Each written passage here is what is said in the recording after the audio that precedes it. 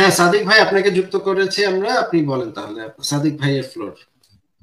জি ভাই, আপনারা এখানে একটা কথা বলছেন যে এখানে মহিলাদের বা নারীদের অবজেক্টিফিকেশন করা হয়েছে। তো এখানে একটা সমস্যা হচ্ছে যে হাদিসটা বলা হয়েছে এখানে, দেখবেন একটা ব্র্যাকেট দেওয়া হয়েছে, ব্র্যাকেটের ভিতরে বলা হয়েছে ভোগ পণ্য। এখানে অবজেক্টিফিকেশন করার আগে আপনারা আগে বলেন এখানে রেফারেন্সটা কিভাবে করা হয়েছে। কাইন্ড অফ প্রোনাউন রেফারেন্স যদি আইডিয়া থাকে তাহলে বুঝতে পারবেন।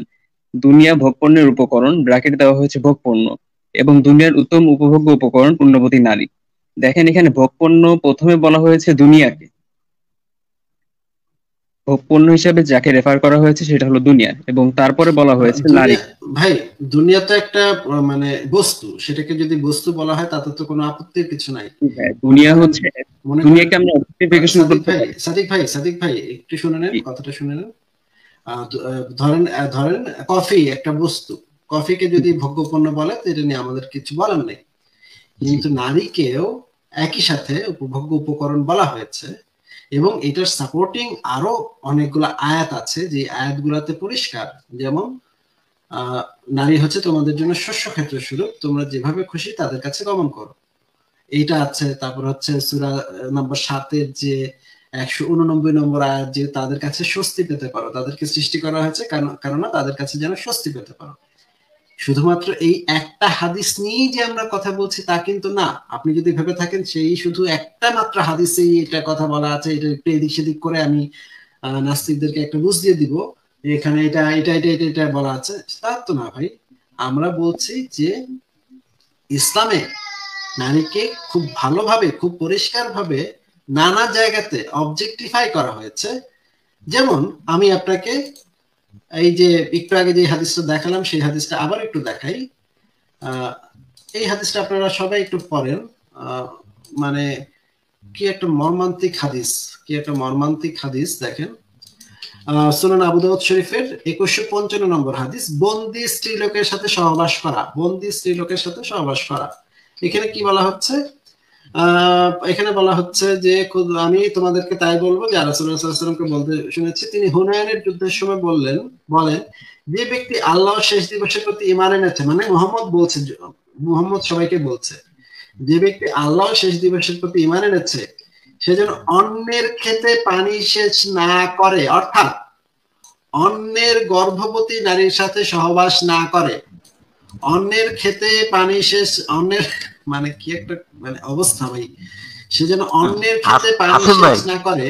হ্যাঁ, হ্যাঁ বলুন। এইখানে আমার একটু মানে বলার ছিল, এই যে অন্যের ক্ষেতে পানি সেচ না দেয়া, হ্যাঁ, এইখানে মানে বলতে চাচ্ছি কি যে every drop of sperm of a Muslim, মানে মুসলিমের প্রত্যেকটা বীর্য ফোঁটা যেন এক একজন জিহাদিদের জন্ম দেয়, এবং অন্যের গর্ভবতী নারীর সাথে যদি সহবত করে তাহলে সেটা কি করতে পারবে না, ওই যে বাচ্চাটা পয়দা করতে পারবে না, একটু একজন জিহাদি বা ওই যে আপনার নবীর উম্মত এখানে আপনার বাড়তে পারবে না। যে কারণে কিন্তু এই যে বীর্যের অপচয় মানে রোধ করার জন্য এইটা কিন্তু মানে এই মানে নবী করিমের আমাদের নবী করিমের একটা নিষেধাজ্ঞা আর কি, বুঝতে পেরেছেন আসিফ ভাই? অবশ্যই অবশ্যই ভাই, এই কারণেই এই জিনিসটা বলা হয়েছে, অন্যের ক্ষেতে পানি সেচ না করে, অর্থাৎ মেয়েদের, অন্যের গর্ভবতী নারীর সাথে সহবাস না করে, একদম ক্লিয়ার। এই সমস্ত আরো অনেকগুলো হাদিসে এই ধরনের কথাবার্তা বলা আছে। এই সমস্ত হাদিসগুলোর সাপেক্ষে তো আমরা এই জিনিসটা পরিষ্কার যে ইসলাম নারীকে পরিষ্কারভাবে অবজেক্টিফাই করে, একটা উপভোগের উপকরণ বা বস্তু হিসেবে গণ্য করে। আমরা তো শুধুমাত্র একটা হাদিস নিয়ে কথা বলছি না সাদিক ভাই। আর তাছাড়া আসিফ ভাই, আরেকটা জিনিস আমি যোগ করতে চাই এর সাথে, সেটা আপনি কোরআন হাদিসের সব জায়গায় দেখবেন যে মেয়েদেরকে দেখবেন যে একতরফা খেলা হয়েছে ভোগ করার জন্য, ভোগ করার জন্য, ভোগ করার জন্য। আপনি দেখবেন যে আপনার সূরা নিসা 24 নম্বর আয়াতটাই দেখেন না, ওইখানে লেখা আছে ভোগ করার জন্য।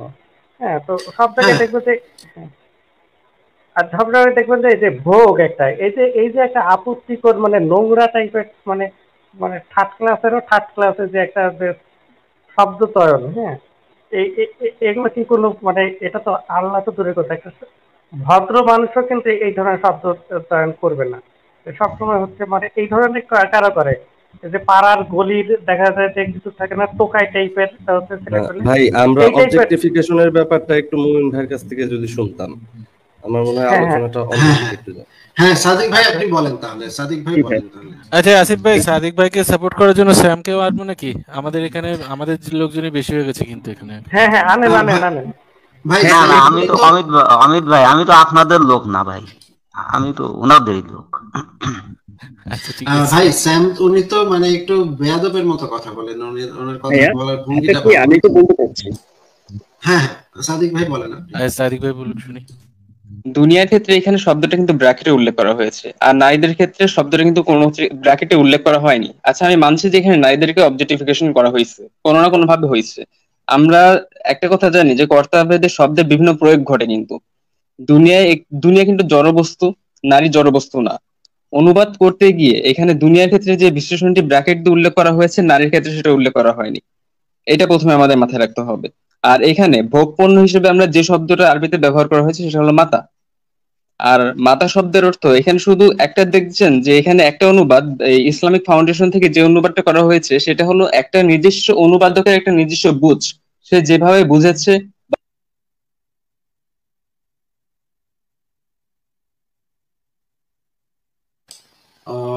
ভাই আপনি কি, আপনার কথা কি আমি কিন্তু শুনতে পাচ্ছি না। আমি শুনতে পাচ্ছি না। আমরাও শুনতে পাই নাই। শোনা ভাই। এখন কি শুনতে পাচ্ছেন? হ্যাঁ হ্যাঁ হ্যাঁ। এখন আচ্ছা। শুনে যাচ্ছে। আচ্ছা আমি বলছি, এখানে যে আরেকটা যে হাদিসটা ব্যবহার করা হয়েছে সেখানে দুনিয়ার পরে ব্র্যাকেট দিয়ে বলা হয়েছে ভোগ পণ্যের কথা। মানে দুনিয়াটা এখানে একটা জড় বস্তু, এটাকে আমরা অবজেক্টিফাই করতে পারি, তার জন্য এখানে একটা অ্যাডজেক্টিভ বা বিশেষায়িত করা হয়েছে এখানে। কিন্তু নারীদের ক্ষেত্রে সেভাবে বিশেষায়িত করা হয়নি। আর এখানে দেখবেন প্রত্যেকটা বাক্যের ক্ষেত্রে কর্তাভেদে শব্দের আলাদা প্রয়োগ ঘটবে। আর এই জায়গায় দেখবেন যে প্রত্যেকটা হাদিসের যে অনুবাদ করা হয় ইসলামিক ফাউন্ডেশন থেকে বা বিভিন্ন ফাউন্ডেশন থেকে, সেখানে কিছু সংগঠন বা যারা অনুবাদ করে তাদের নিজস্ব বুঝ, আর কোনো একটা জিনিসের প্রাঞ্জল ভাবে যে ব্যাখ্যা করতে হবে এমনটাও না। যে এই কোন এক ভাই বললেন যে জঘন্য ভাবে শব্দ চয়ন করা হয়েছে, বা এটা সাধারণ মানুষও করতো না, ভদ্রভাবে করতো না। আসলে কোরআন তো এই জন্য নাজিল হয়নি, বা হাদিস তো এভাবে না যে তো এখনকার সময় আমরা কিভাবে বুঝবো এই জন্য না। তখনকার সমসাময়িক অবস্থা বা তখনকার প্রেক্ষাপট কেমন ছিল সেই অনুযায়ী নাজিল করা হয়েছে। আর সবকিছু তো ভাই আপেক্ষিক, সবকিছু আপেক্ষিকভাবে বিবেচনা করতে হবে। এটা সর্বকালের সর্বযুগের জন্য এসেছে, তো নির্দিষ্ট একটা যুগের জন্য বুঝলে হবে না। এখন আপনাদের এই সাইকোলজি যেমন, হয়তো বা কিছুদিন পর সেটা পরিবর্তন হতে পারে। এখন আমি আমার আসল কথায় আসি।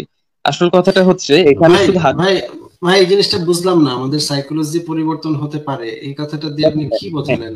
মানে আমাদের আপনাদের সাইকোলজি, আপনাদের এখনকার মানে সাইকোলজি আমরা আমাদের সাইকোলজি আবার এইরকম অশিক্ষিত মূর্খ বর্বর হয়ে যাবে কিছুদিন পরে, না ভাই, যে আমরা একটা নারীকে, না না আমি তো আপনাকে কিছু বলছি না, আমি যেটা আল্লাহকে এবং নবী মোহাম্মদকে বলছি, তারা হচ্ছে অশিক্ষিত মূর্খ বর্বর। তারা একটা নারী সম্পর্কে কিভাবে কথা বলতে হয় সেই জিনিসটা জানে না। তারা বলছে, নবী মোহাম্মদ বলছে অন্যের সেচে অন্যের খেতে পানি না দেওয়ার সাথে তুলনা করছে অন্যের গর্ভবতী নারীর সাথে সেক্স করার সাথে, পরিষ্কার ভাবে অবজেক্টিফাই করা হচ্ছে। আচ্ছা যে হাদিসটা আপনি দেখালেন, যে হাদিসটার কথা আপনি বলছেন, সেই হাদিসটার ইংরেজি ভার্সনটা আমরা একটু sunnah.com থেকে দেখে নিই। আসিফ ভাই এটা ইংরেজিতে একটু দেখান। sunnah.com হচ্ছে পৃথিবীর একটা প্রখ্যাত ওয়েবসাইট। এখানে হাদিসগুলাকে পৃথিবীর সবচেয়ে প্রখ্যাত আলেমগণ এই হাদিসগুলাকে ইংরেজিতে অনুবাদ করেছেন। এই হাদিসের ইংরেজি অনুবাদ নিয়ে পৃথিবীর কোনো মানে তেমন কোনো নাই, মানে ডিসপিউট নাই। হ্যাঁ ঠিক আছে, এখানে বলা হচ্ছে the best temporary joy is of this world is religious women। এখানে বলা হচ্ছে the whole world is a provision and the best object of benefit of the world, best object of benefit of the world is the pious women। এখানে পরিষ্কার ভাবে একটা object বলা হচ্ছে, নারীকে বলা হচ্ছে একটা অবজেক্ট। এই বিষয়ে আপনার মতামতটা কি?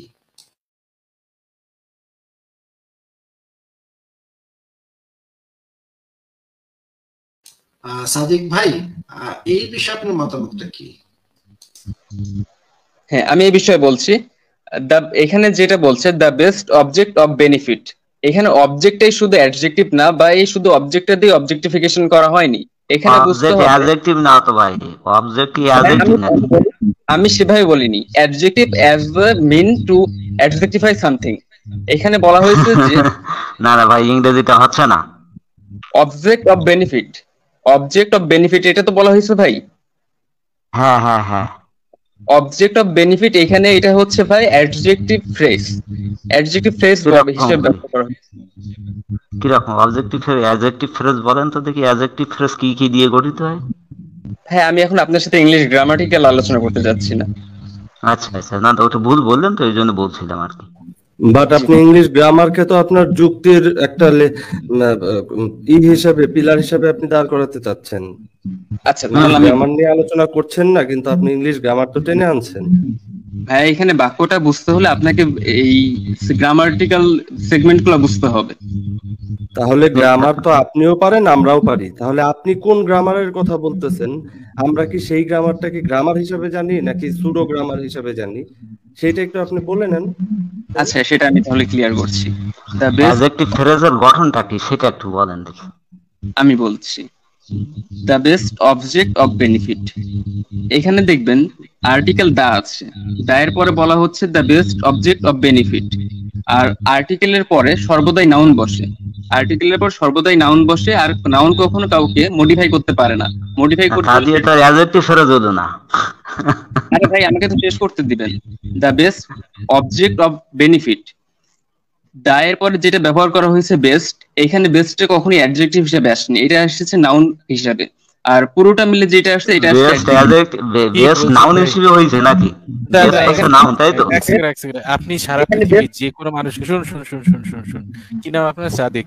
সারা পৃথিবীর যে কোনো মানুষের কাছে এই ইংলিশ এই সেন্টেন্সটা নিয়ে যান, সে এটা বুঝবে দ্য বেস্ট অবজেক্ট, সব থেকে ভালো যে অবজেক্ট অফ বেনিফিট, উপকারের জন্য বা সুবিধার জন্য বা এই ধরনের কিছু একটার জন্য, অফ দ্য ওয়ার্ল্ড, সারা পৃথিবীর মধ্যে, ইজ দ্য পায়াস উম্যান। ঠিক আছে, এই কথাটা কেউ বুঝবে সারা পৃথিবীতে। আপনি যেরকম বলছেন এই বেস্টটা এই নয়, বেস্টটা অবজেক্টটা ওই নয়, সেটা নয়, এই ভাই এত কমপ্লেক্সিটিতে কেন যাচ্ছেন আমি বুঝতে পারছি না। এটা খুব প্লেন এন্ড সিম্পল সেন্টেন্স। আপনাদের best object of benefit of the world is, এর মধ্যে কনসেপচুয়াল জ্ঞান কি ভাই? ভাই আমি একটু বলি, শুনুন আপনি জীবনে জিআরইও দিয়েছেন কিনা জানি না, জিআরই দিলেও এই কোয়েশ্চেনটা তা থেকে কোনো রকম কমপ্লেক্সিটি কিছু আসে না ভাই। The best object of benefit of the world is the pious women, simple এবং সোজা কথা। দ্য বেস্ট এইটার মানে হচ্ছে সব থেকে ভালো, দ্য অবজেক্ট কি, কোনটা বেস্ট কি জিনিস হচ্ছে অবজেক্ট অফ বেনিফিট, কিসের? একটা ইয়ের জন্য, একটা উপভোগের জন্য বা ধরুন একটা সুবিধার জন্য, কোনো একটা কাজের জন্য। অফ দ্য ওয়ার্ল্ড সারা পৃথিবীর মধ্যে, এই পৃথিবীর মধ্যে সব কি, সেটা হচ্ছে পায়াস উইমেন। তার মানে সারা পৃথিবীর মধ্যে সব থেকে ভালো যে উপভোগের যে বস্তুটা, সেটা হচ্ছে একটা pious women. As simple as that. ভাই সিরিয়াসলি এখন কি সাদিক ভাই, সিরিয়াসলি এখন কি আপনি আমাদেরকে ইসলামিক গ্রামার শিখাবেন? যে এটার আবার Islamic English grammar, Islamic grammar শিখাবেন? যে নতুন একটা ইসলামিক ইংলিশ গ্রামার আবিষ্কার হয়েছে? না আসিফ ভাই, আমি আশ্চর্য হয়ে যাচ্ছি ওনার কথা শুনে। বেস্ট হচ্ছে আপনার নাউন আর অবজেক্ট হচ্ছে আপনার এই যে অ্যাডজেক্টিভ। ভাই যে কোন ডিকশনারিতে আছে, কোন পাস, মানে এইটা কোন পাস অফিস ভাই, আমি এটা বুঝলাম না। মানে আপনি জীবনে কোনদিন 12 জিআরই দেবেন না দয়া করে, মানে ডাহা কাটু মারবেন এত ঝামেলা করতে গেলে। ভাই আমাকে মাথা খারাপের মতো অবস্থা ভাই, মাথা খারাপের মতো অবস্থা। ওনারা কি মনে করেন যে এখানে অমিত ভাই, ওনারা কি মনে করেন যে এই যে ওনারা যেভাবে ওয়াজ করেন, মুফতি ইব্রাহিম যেভাবে ভুমবাং ওয়াজ করেন, এইখানে এসে ওনারা এই সমস্ত কথা বলতে পারবেন? এটা ওনারা মনে করেন যে মাদ্রাসাতে যে মাশাআল্লাহ সুবহানাল্লাহ বলা কিছু অশিক্ষিত মূর্খ বসে থাকবে, আপনারা বলবেন আর সবাই মাথা ঝুঁকাবে? সিরিয়াসলি ভাই আপনারা মনে করেন যে এই লাইভ গুলাতে এসে আপনারা একই কাজ করতে পারবেন? সিরিয়াসলি ভাই? ভাই আমাকে তো বলতে দিবেন। আপনি কি বলতে দিব? কি বলবেন আপনি? সিম্পল সেন্টেন্সটাকে সেটাকে আপনি একটা কোথায় একটা গ্রামারে নিয়ে গেছেন। এই সিম্পল সেন্টেন্সের মানে আপনি বুঝতে পারছেন না ভাই। এখানে প্রথমত বেনিফিট ব্যবহার করা হয়েছে। বেনিফিট মানে কখনো ভোগপূর্ণ না। বেনিফিট মানে যেটা আপনার উপকারে আসে, যেটা উপকারে আসে। বেনিফিট মানে অবজেক্ট মানে কি?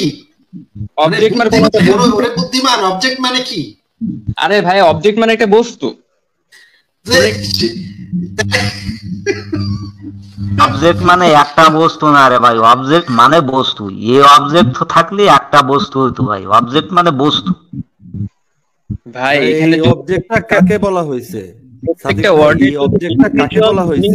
প্রত্যেকটা ওয়ার্ডের যদি ইন্ডিভিজুয়াল মিনিং করেন তাহলে বাক্যের অর্থটা দাঁড়াবে আলাদা, বাট অ্যাজ এ হোল যদি জিনিসটাকে দেখেন এজ এ হোল করলে কি এটা অবজেক্ট হবে না? এই অবজেক্ট মানে কি ভোগ্য বস্তু না, পণ্য না? আচ্ছা আপনারা একটু ভুল বুঝতেছেন, আমি একটু ক্লিয়ার করি, একটু সময় দেন। ভাই ভাই ইংরেজি ক্লিয়ার করেন না ভাই, আমাদের মাথা খারাপ হয়ে যাবে প্লিজ। প্লিজ ভাই ইংরেজি ক্লিয়ার করেন না ভাই, দয়া করে পায়ে ধরি আপনি ইংরেজি জ্ঞান এখানে ফলায়েন না ভাই প্লিজ। আসিফ ভাই, হ্যালো আসিফ ভাই, আমার একটা প্রশ্ন, মানে প্রশ্ন না আর কি, আপনার একটা কথা বলতাম যে সাদিক ভাইয়ের সাথে আমি বলতেছি না, আমি আপনাকেই বলি যে এখানে অবজেক্টিফাই যদি করা হয়েও থাকে তাহলে সমস্যা কোথায়? মানে মানে ইসলামে তো মানে মানে শিশু ধর্ষণ মানে হালাল করা হয়েছে, যুদ্ধবর্তী ধর্ষণ হালাল করা হয়েছে, দাসী ধর্ষণ হালাল করা হয়েছে, তো এটা অবজেক্টিফাই করলে সমস্যাটা কি?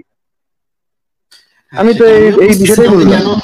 উনি কেন এটা নিয়ে এত বিব্রত যে এটাকে এখন ভাই ওন করেন, হ্যাঁ সাদিক ভাই ওন করেন, গর্বের সাথে বলেন, হ্যাঁ আমাদের মানে আমাদের ধর্মে পুরুষ সম্মানিত, তারা বস্তু হিসেবে সম্মানিত, গর্ব করে বলেন, সমস্যা কোথায়?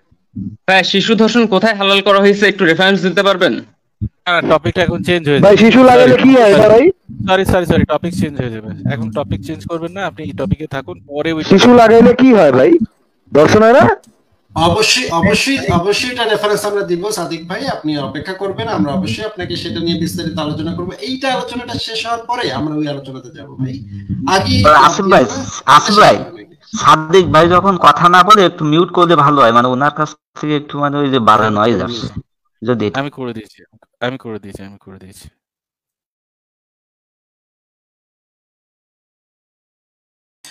হ্যাঁ সাদিক ভাই, আপনি আমাদেরকে একটু বলেন যে এখানে আপনি কি এই বিষয়ে কি আর কিছু বলবেন, যে এখানে অবজেক্টিফাই করা হয় নাই মেয়েদেরকে, নারীদের সম্পর্কে অবজেক্টিফিকেশন নাই, এই বিষয়ে কি আপনার আর কিছু বলার থাকলে বলেন। আর যদি বলার না থাকে তাহলে আমরা শিশু ধর্ষণ, মোহাম্মদ যে নিজে একজন শিশু ধর্ষক ছিল এবং ইসলামে যে শিশু ধর্ষণটা হালাল সেটা আমরা প্রমাণ করতে যাব।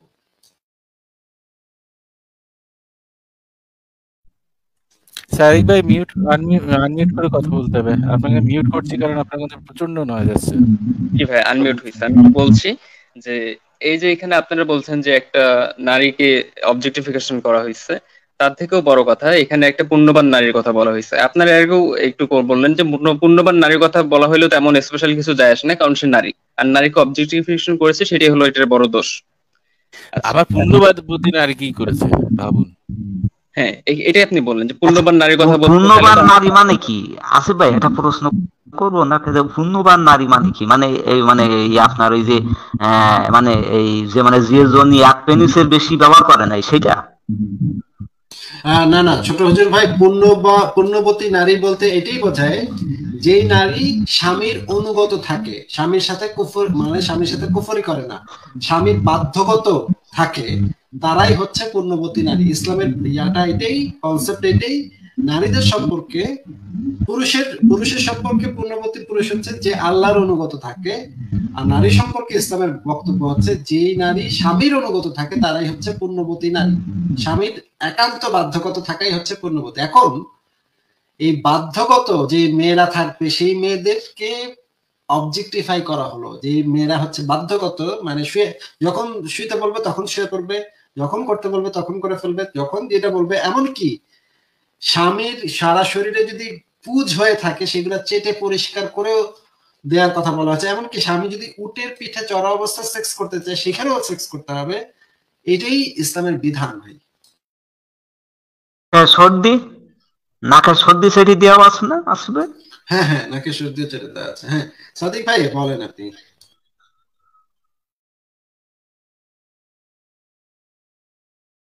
সাদিক ভাই আনমিউট করে বলতে হবে আপনার। জি ভাই এখানে আমি টপিকটা হারিয়ে ফেললাম। আপনারা একবার বললেন শিশু ধর্ষণের কথা, আরেকবার বললেন পুণ্যবান নারীর কথা। আর পুণ্যবান নারীর কথাই বলুন, এখনো শিশু ধর্ষণে যায়নি। আচ্ছা, পুণ্যবান নারীর কথা সম্পর্কে আপনারা যেটা দিলেন সেটা আদৌ পুণ্যবান নারীর কথা না, সেটা একজন মানে একটা বাধ্যগত নারীর কথা বললেন। আপনাদের যে অ্যাজ ইউজুয়াল আপনাদের যেরকম চিন্তা ভাবনা আসে সেগুলো নিয়েই বললেন যে পুণ্যবান নারী বলতে ভাই পুণ্যবান নারী হোক বা না হোক, আপনাদের কাছে যদি সাবজেক্ট হয়ে থাকে। জি সাদিক ভাই একটু শুনেন, পুণ্যবান নারী হোক বা না হোক, অবজেক্টিফিকেশন হয়েছে কিনা আপনি সেই টপিকে থাকেন। নারী তো নারী, নারী আবার পুণ্যবান কি নারী মানুষ না? আপনি অবজেক্টিফিকেশনের ওই পয়েন্টটাতে থাকেন যে এই কোরআন এই হাদিসের এখানে অবজেক্টিফিকেশন হয়েছে কিনা প্লিজ। আচ্ছা, এখানে নারীকে অবজেক্টিফিকেশন করা হয়নি। প্রথমত এখানে নারীকে অবজেক্টিফিকেশন করা হয়নি। এখানে যেটাকে অবজেক্টিফিকেশন করা হচ্ছে সেটা হলো পৃথিবীকে, আর পৃথিবী হলো আমাদের উপকারে আসে। কিভাবে? ঠিক আছে ভাই, আর বলতে হবে না, আমরা বুঝতে পেরেছি যে এখান থেকে সাদিক ভাইয়ের দাবি হচ্ছে যে এখানে নারীকে মোটে অবজেক্টিফাই করা হয় নাই, অবজেক্টিফাই করা হয়েছে পৃথিবীকে। আমরা যদিও হাদিস থেকে পরিষ্কার দেখতে পেয়েছি যে জিনিসটা, এটা নিয়ে ভাই একজন যদি মানে তাল গাছ ধরে বসে থাকে তাহলে তো তাকে বোঝানো সম্ভব না। তো আমরা তাহলে আলোচনার পরবর্তী পয়েন্টে চলে যাই যে ইসলামে শিশু ধর্ষণ বিষয়ে নাকি ভাই, কারণ এই আলোচনার কোনো শেষ নেই। উনি বলবেন না না না এখানে করা হয় নাই, আমরা বলবো হ্যাঁ করা হয়েছে। কি লাভ এই আলোচনা করে? যেটা দেখানোর আমরা দেখাই দিচ্ছি। ওকে ভাই, তাহলে নেক্সট টপিকে উনি যদি যায় সাদিক ভাই। হ্যাঁ, তাহলে সাদিক ভাই আপনি এটা মানতেছেন না, আমাদের তো কিছু করার নেই ভাই, এটা তো আপনাকে আমরা বাধ্য করতে পারি না মানতে। এখন আপনি চিন্তা করে দেখেন, আমরা যেটা বলার সেটা বলে ফেলছি। এখন আপনি আমাদেরকে একটু বলেন সাদিক ভাই, এখন তাহলে আমরা আলোচনার পরবর্তী স্টেপে যাই নাকি সাদিক ভাই? জি, আমরা পরের ধাপে যাই এখন, যেহেতু আপনারা এটা মানবেন না আর আপনাদের যেহেতু হয়ে গেছে, মানে আপনারা সেটাই কি বলছেন যেটা আপনারা অ্যাজ ইউজুয়াল দেখে আসেন, বা আপনাদের পুণ্যবান নারী বলতে এটাই বুঝালেন যে আপনাদের প্রতি করেন না ভাই, মানে আপনি আমাদেরকে ইংরেজি গ্রামার শিখাইলেন অনেকক্ষণ, আমরা অনেক ইংরেজি গ্রামার শিখলাম, অনেক ইংরেজি গ্রামার শিখেছি আপনার কাছ থেকে, আমরা ধন্য আপনার কাছ থেকে ইংরেজি। কিন্তু এই ইংরেজি গ্রামার দিয়ে কোথাও কিছু করা যাবে না, মানে আমার জুতা পেটা খেতে হবে এই ধরনের ইংরেজি গ্রামার অন্য কোথাও শিখাতে গেলে, সেটা ভিন্ন বিষয়। কিন্তু আপনি আমাদেরকে ধন্য করলেন। চাকরি থাকবে না আসিফ ভাই, চাকরি থাকবে না, ওই ইংরেজি শেখাতে গেলে চাকরি থাকবে না। ইংরেজি গ্রামার শিখে আমাদেরকে ধন্য করেছেন। আসিফ ভাই উনি কিন্তু একটা সত্যি কথা বলেছেন, যেটা হচ্ছে যে আমরা যেরকম দেখতে অভ্যস্ত, হ্যাঁ এটা কিন্তু আমরা প্র্যাকটিক্যালি এই জিনিসটাই দেখি, মেয়েদেরকে যে অবজেক্টিফাই করা হয় এটা কিন্তু আমরা প্র্যাকটিক্যালি দেখি, যে কোনো ধর্মেই বলুন, আমি স্পেসিফিক্যালি ইসলাম বলে বলছি না, যে কোনো ধর্মে যে অবজেক্টিফাই করা হয়, মেয়েদেরকে যে একটা বস্তু হিসেবে দেখা হয় এবং মেয়েদের যে তাদের যে অধিকার কম এই জিনিসটা দেখা হয়, এটা সব ধর্মে দেখা হয়। এইটা কিন্তু আপনি ঠিক কথা বলেছেন সাদিক ভাই, যে প্র্যাকটিক্যালি কিন্তু আমরা এই জিনিসটাই দেখি। ঠিক বলেছেন ভাই, আপনাদের যেভাবে দৃষ্টিভঙ্গি হয়ে গেছে আপনারা সেভাবে দেখতেছেন, তাই বলে আপনারা এই আল কোরআনে মহিমান্বিত আল কোরআনে যে বা হাদিসে যেটা বলা হচ্ছে সেটাকেও বিচার করতেছেন। এটা ভাই আসলে ঠিক না যে এখানে আপনারা আপনার এতটুকু সৎ সাহস নেই, আপনার এতটুকু সৎ সাহস নেই যে এইখানে যে অবজেক্ট কথাটা বলছে সেটাকে বলা হ্যাঁ ভাই এর বলেছে বেশ করেছে এবং সঠিক কথা বলেছে, এইটুকু বলতে পারছেন না? না ভাই, এখানে তো আদৌ অবজেক্টিফাই করা হয়নি, আর অবজেক্টিফাই কখনোই করা ডিরেক্টলি একটা কথা বলছে, আবার সে একই কথা আমরা রিপিট করছি, দুনিয়া উপকরণের উপভোগের উপকরণ, দুনিয়ার উত্তম উপভোগ্য ভাই, দুনিয়া তো আমাদের কাছে উপভোগ্য উপকরণ। সাদিক ভাই আমি একটুখানি বলি, দুনিয়ার উত্তম উপভোগ্য উপকরণ পুণ্যবতী নারী। হোয়াট ডাজ ইট মিনস বস? সাদিক ভাই আমি আপনাকে একটা হাদিস স্মরণ করাই দিই, সেটা হচ্ছে কি নবী করিম বলেছে কি, যে নবী করিম যেটা বলেননি সেটা যদি আপনি বলেন তাহলে কিন্তু জাহান্নামে আপনার বাড়ি হয়ে যাবে, বুঝছেন? এই জন্য ওইটা স্বীকার করে নিতে হবে যে দুনিয়ার উপভোগ্য উপকরণ হচ্ছে নারী। এটা নবী বলেছে ভাই, আমাদের বলতে লজ্জা নাই তো? আপনি এখানে লজ্জা পাচ্ছেন কারণ আমি তো এই ব্যাপার মানে এইটা ভেবেই আমি অস্থির হয়ে যাচ্ছি ভাই। মানে কি একটা মানে বেলাছাড়া অবস্থা করে দিয়ে গেছে নবী মোহাম্মদ, যে এখন মুমিনদেরকে মানে মুমিন ভাইদেরকে এখন ইংরেজি গ্রামার চেঞ্জ করে ফেলতে হয় এই হাদিস ব্যাখ্যা করতে গিয়ে, নতুন গ্রামার উদ্ভাবন করতে হয় হাদিস ব্যাখ্যা করতে গিয়ে। যেখানে বলা আছে অবজেক্ট সেখানে আবার বলতে হয় যে না এখানে অবজেক্ট বলা হয় নাই, এরকম মিথ্যা কথা বলতে হয়। সেটা না করে আর উপায় নাই। কি একটা অবস্থা, কি একটা বিশ্রী অবস্থা করে দিয়ে গেছে মোহাম্মদ এবং তার নবী, মানে মোহাম্মদ এবং তার আল্লাহ। আচ্ছা, আমরা তাহলে এখন আলোচনার দ্বিতীয় স্টেপে যাই। উনি তো এটা পারবেন না, কার কি করাচ্ছে, কেউ কিছু করতে পারবেন? আপনারা ওনাকে মারবেন নাকি? যে উনি যদি বলেন যে না এখানে নাই অবজেক্ট নাই, দেখা বলবো নাই, চোখে দেখবো কিন্তু তারপরে বলবো নাই, কিছু করতে পারবেন আপনারা? হ্যাঁ, একটা করা যেতে পারে, সেটা হচ্ছে শায়েখ আব্দুল রাজ্জাক বিন ইউসুফের এই নারী বিষয়ক কিছু 1 মিনিটের কথা ওনাকে শোনাই দিলে হয়তো উনার একটু যদি বোধোদয় হয়। যেমন ভাই খায়ের যেমন উই বেটার মুভ অন। ওই শিশু ধর্ষণের ব্যাপারটা কিন্তু বেশ ভাইটাল। আমরা এত বড় দাবি করে হ্যাঁ, ফেললাম। ওই ইউটিউবে কি অনেক ভিডিও আছে, মুফতি ইব্রাহিমের অনেক ভিডিও আছে। ইসের কুত্তির সাথে তুলনা দিয়েছে মুফতি ইব্রাহিম, কুত্তি কতগুলো বাচ্চা পয়দা করে। আজকালকার মেয়েরা খালি সিজার করতে যায়, কুত্তি তো কতগুলো বাচ্চা পয়দা করে, তখন তো কিছু হয় না, মেয়েরা কেন সিজার করতে যায়? এইভাবে যে মুফতি ইব্রাহিম বলেছেন কুত্তির সাথে তুলনা দিয়ে, ওইটাও তিনি কুত্তির সাথে তুলনা দেন নাই। আমাদের সাদিক ভাই বলবেন ওইটাও তিনি কুত্তির সাথে তুলনা দেন নাই, ওইখানে অন্য কিছু বলা বোঝানো হয়েছে। যাই হোক, ওগুলো নিয়ে আমরা আলোচনা করে কি লাভ? ইউটিউবে গেলে এগুলো হাজার হাজার পাওয়া যাবে ভাই। তারপরে যদি উনি না মানেন, শোনার পরে যদি বলে যে না এটা বলে নাই, আমাদের হুজুরে এটা কয় নাই, তখন আপনারা কেউ কিছু করতে পারবেন? ওনারা কি মায়েরা পিঠা আপনারা স্বীকার করাবেন? স্বীকার উনি করবে না, কি করার আছে?